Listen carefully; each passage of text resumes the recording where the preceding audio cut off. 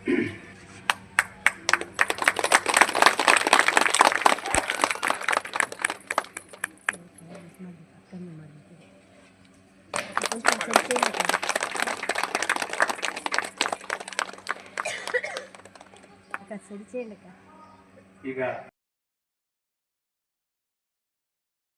ಗಳಿಗೆ ಶಿರಸಾಷ್ಟಾಂಗ ನಮಸ್ಕಾರಗಳನ್ನು ಸಮರ್ಪಿಸುತ್ತಾ ಪ್ರಿಯತಮ ಸದ್ಗುರು ವರೆಣ್ಯರು ದಿವ್ಯ ಭವ್ಯ ಪಾದಾರವಿಂದಗಳಿಗೆ ಶಿರಸಾಷ್ಟಾಂಗ ನಮಸ್ಕಾರಗಳನ್ನು ಭಕ್ತಿಪೂರ್ವಕವಾಗಿ ಸಮರ್ಪಿಸುತ್ತಾ ಶ್ರೀಯುತ ಕುಂಕಲ ಕೃಷ್ಣಯ್ಯನವರಿಗೂ ಹಾಗೂ ತುಂಬ ಆತ್ಮೀಯರು ಪ್ರೊಫೆಸರು ಆಗಿರುವ IIM-ನಲ್ಲಿ ಪ್ರೊಫೆಸರ್ ಆಗಿರುವ ನಮ್ಮ ನರಹರಿಯ ಕಾಶಿ ಫ್ರೆಂಡ್ ಆಗಿರುವ ತುಂಬ ಆತ್ಮೀಯವಾಗಿರ್ತಕ್ಕಂಥ ಸ್ನೇಹಿತರಾಗಿರುವ ಒಂದು ಬಾಧ್ಯತೆಯನ್ನು ಕೊಟ್ಟಿದ್ದಾರೆ.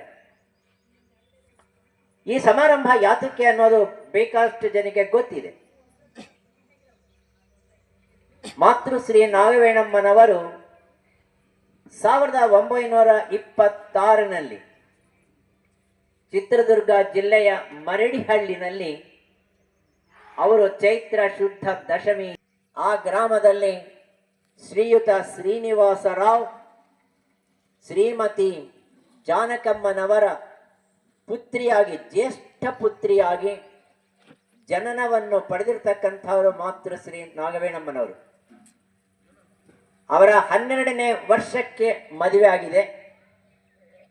15ನೇ ವರ್ಷಕ್ಕೆ ಜೀವನವನ್ನು ಸಾಗಿಸೋದಕ್ಕೆ ಪ್ರಾರಂಭವನ್ನು ಮಾಡಿ 500 ಹಳ್ಳಿಗಳಿಗೆ ಪರಮ ಪೂಜ್ಯ ಸಿಂಹಾದ್ರಿ ಸದ್ಗುರು ಸ್ವಾಮಿಗಳವರ ಜೊತೆಯಲ್ಲಿ ಅನೇಕ ಸಹಸ್ರಾರು ಭಕ್ತರನ್ನು ಭೇಟಿಯನ್ನು ಮಾಡುತ್ತಾ ಅವರ ಜೊತೆಯಲ್ಲಿ ಜೀವನವನ್ನು ಮಾಡುತ್ತಾ ಸಲಹೆಗಳನ್ನು ಕೊಡುತ್ತಾ ಅವರ ಲಾಲನೆ ಪಾಲನೆ ಅವರಿಗೆ ಸಮಯೋಚಿತವಾಗಿರ್ತಕ್ಕಂಥ ಸಲಹೆಗಳನ್ನು ಉದ್ಬೋಧಗಳನ್ನು ವೇದಾಂತದ ತತ್ವವನ್ನು ತಮ್ಮದೇ ಆಗಿರ್ತಕ್ಕಂಥ ವಿಶೇಷ ಶೈಲಿಯಲ್ಲಿ ಭಕ್ತರ ಉದ್ಧಾರಕ್ಕೂ ಸಂಜಾತರ ಮಾಡಿಕೊಳ್ಳೋದಲ್ಲ, ಅದು ಹೆಚ್ಚಿಂದಲ್ಲ. ನಾವು ನಮ್ಮ ಮನೆಯಲ್ಲಿ ಮಕ್ಕಳದು ದೊಡ್ಡವ್ರದು ಎಲ್ಲರದು ಬರ್ತ್ಡೇ ಹ್ಯಾಪಿ ಬರ್ತ್ಡೇ ಅಂತ ಮಾಡ್ತೀವಿ. ಕೇವಲ ನಾವು ಮಾತ್ರ ಮಾಡ್ಕೊಂತೀವಿ, ಪಕ್ಕದ ಮನೆಯವ್ರಿಗೆ ಗೊತ್ತಿರಲ್ಲ. ಆದ್ರೆ ಇದಂಗಲ್ಲ. ಇರ್ತಕ್ಕಂಥ ಅಜ್ಞಾನವನ್ನು ಹೋಗಲಾಡಿಸಿ ಜ್ಞಾನ ದೀಪ್ತಿಯನ್ನು ಉಜ್ವಲವಾಗಿ ಮಾಡಿರ್ತಕ್ಕಂಥ ಆದರ್ಶ ಮಹಿಳೆ. ಆದ ಕಾರಣ ಅವರ ಜನ್ಮದಿನ ಅದರಿಂದ ನಮ್ಮನ್ನು ನಾವು ಗೌರವಿಸಿಕೊಂಡಂಗೆ. ಕಾರಣ ನಮ್ಮಲ್ಲಿ ಆ ಜ್ಯೋತಿ ಸ್ವರೂಪಿಯಾಗಿ ಇದ್ದು ಆಗಾಗ್ಗೆ ಉತ್ತಮವಾಗಿರ್ತಕ್ಕಂಥ ಒಂದು ಡೈರೆಕ್ಷನ್ ನೀಡ್ತಕ್ಕಂಥ ಮಾತೃಶ್ರೀ ಅವರ ಜನ್ಮದಿನೋತ್ಸವವನ್ನು ಯಾವ ರೀತಿಯಾಗಿ ಮಾಡಿದ್ರೆ ಚಂದ, ಸ್ಥಾನಕ್ಕೆ ತರಬೇಕು ಅಂತಕ್ಕಂಥ ಸಂಕಲ್ಪ.